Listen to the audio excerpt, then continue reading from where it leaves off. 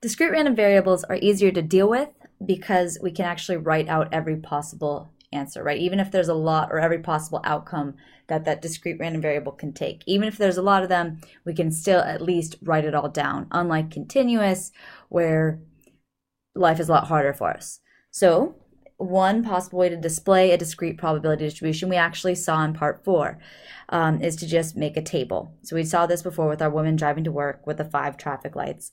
And we even knew when we did this back in part 4 that we could easily figure out what the probability of 3 lights was, because we could just add everything up and make sure it summed to 1. So in order for something to be a legitimate discrete probability distribution, we have these 2 bullet points of things that have to be true. 1, probability has to actually make sense. Don't give me probabilities that are greater than 1 and or negative.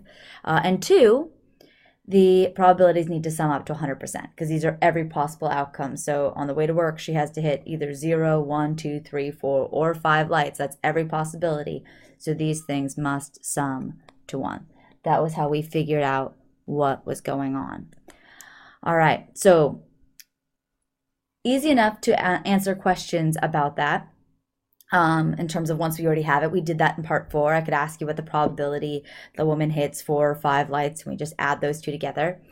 But what we're going to do here in part 5 is we're going to make our own discrete probability distribution. So we have one right here, exercise 5.1.1. We have this bag containing 3 red marbles and 8 blue marbles. Immediately, our brain should be thinking, yep, this is one of those sampling questions. We're pulling marbles out of an urn, or cats out of a bag, or sodas out of a cooler, one of those things, right? So we can see that we go, okay, I got these 2 numbers. I could even start drawing a picture if I wanted to. We got our 3 red marbles and our 8, oops, that's not blue, our 8 blue marbles. So 2, 3, 4, 5. Perfect. 2 marbles are drawn from the bag. That's super important. Now we know what's happening.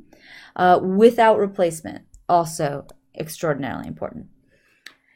All right, so when we were in the with and without replacement section, in the sampling section of part 4, there were a bunch of different questions I could ask, right? Like, what's the probability both of them are blue? Or what's the probability none of them are blue? What's the probability exactly one of them is blue? But here we're being asked to create a distribution for X, the number of red marbles selected. So we're going to construct the distribution. So in terms of constructing a probability distribution, you can see the one above from the lady on her way to work. We have our different outcomes, the different possible things that our discrete variable could take, and then we have the probability of each of those. So the first thing we need to do is decide what our X's are. What are the possible outcomes that could happen? How many red marbles could we end up with? Now, if we're only selecting 2 marbles, in that case, we could end up with 2 red marbles, right? We could also end up with no red marbles. Oops. We could have 1 red marble. We could have 2 red marbles. These are the 3 different questions that we saw, when we were in part 4. The 0, 1, or 2, the none, right? We could even label them the way we saw them back in part 4, none, all or both, and exactly 1. All right, and of course we could think about the actual tree of things that could happen. We have 2 different things that we're selecting. So first time we could get a red or a blue, and then the second time, again, we could get red or blue.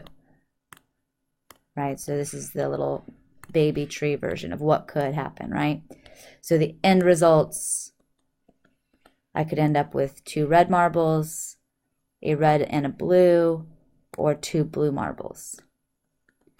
So we can see our different options, right? We could even like enumerate it this way. Here we got the 2, 1, oops, both of those are 1, and 0. All right, so we can figure out all these probabilities. This is exactly what we did back in part 4. Let's just start with none, because that's one of the easier ones, in my opinion. So none. In order to get no red marbles, we know we're in this situation, right? 2 blues.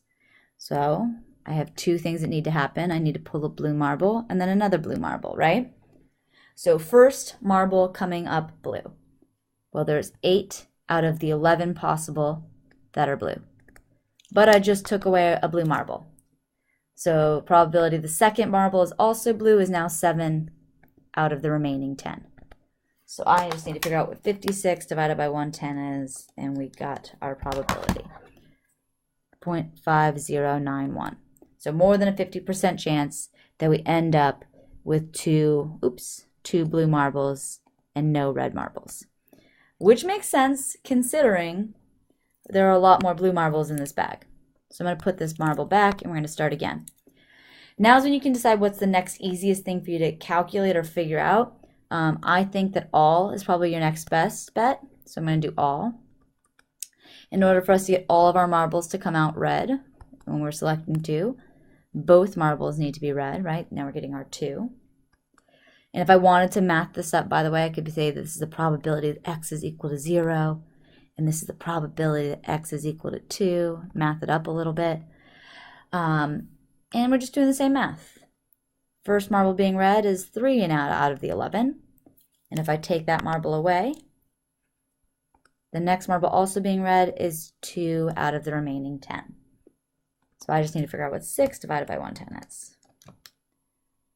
0.0545. And then I have my options for the exactly 1, for my probability that x is equal to 1. I could use the fact that I know that all of these things have to sum to 1. I could add these together, figure out what the last one has to be. But I like to use that as my check. So instead, I'm going to do my exactly 1 using the same methods we did in part 4, sorry, exactly 1. So for exactly 1, I know that there are 2 ways that this can happen, so I'm going to do it times 2. Put my cute little mathy notation on there. Probability that x is equal to 1 is going to be 2, because I don't want to have to do this twice. And then I can choose whichever one of those I want to, because they're both going to give me the same value. So I'll get my red marble first, and then my blue. And I'll go ahead and put our little red marble back up here. So the probability that the first marble is red, is 3 out of 11. If that marble is now gone, the probability the next marble is blue, well, there's 8 blue marbles out of the remaining 10. So figure out what that is. Times 8 divided by 110. This is equal to, I don't even know what color to use, I'll use green, 0.4364.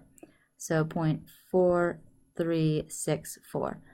And then if I want to double check everything, I just verify as a check that 5091, 4364, and 0.0545 all sum up to 1, which they do. Awesome. Feel good about this. All right, so that's creating a discrete probability distribution.